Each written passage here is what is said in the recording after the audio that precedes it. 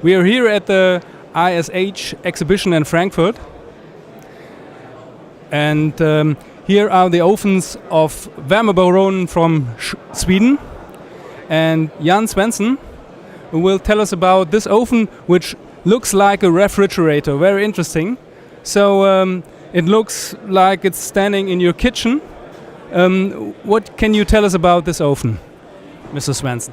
Okay, it's one out of three models that we have, the largest output, 65 kilowatts. And it was actually developed a little bit to look like a refrigerator and also to have a good performance when it comes to low emissions and high efficiency. It's also important that it's easy to clean, to continuously have a high efficiency. And that's what we have thought of in our R&D department when they develop the products. We can have a look inside. And as you can see, we have no beers, no cold beers inside, but you have a quite large firing room. You can easily access the cleaning tubes all from the front, and that's the most important thing to keep a continuously high efficiency. Everybody is talking about the high efficiency value, but that is when the boiler is at the test institute and when they're new and clean.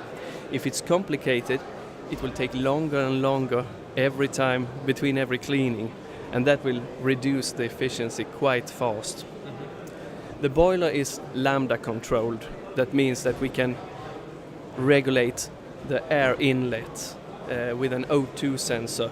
It's not a new technique, but it's required to get the best mixture from air and combustible fumes. And which fuels you can burn in this oven?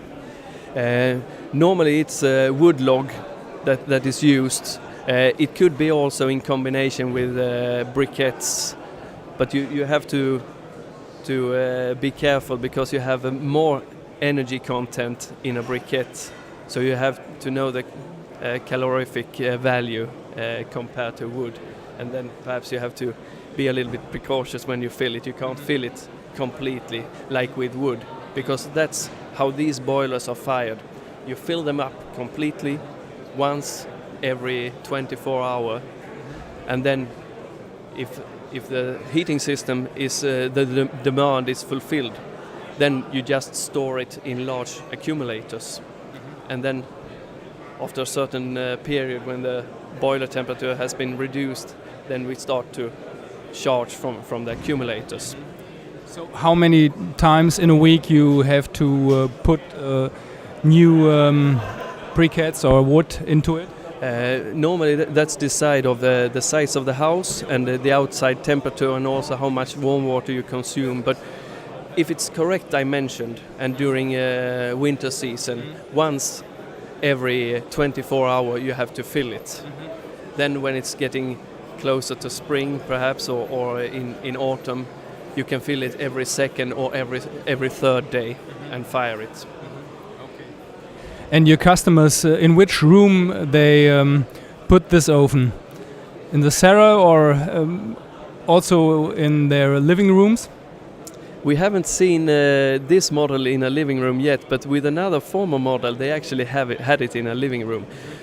Normally this size, and when you're handling that much wood, you would have it in a perhaps external extension to your house, in a garage or something, or in the basement also, but that comes more with the smaller models, because otherwise it wouldn't be that practical to carry all the wood downstairs. If you choose this size of a boiler, we're talking more like a farmer or agricultural large house. And how expensive is this oven? How many euros you have to pay for it about? We're talking about roughly, that is the end consumer price in Sweden, roughly 8,000 euro. And that's without any tax. Okay.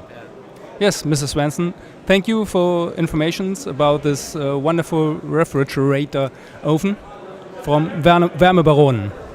Thank you and bye.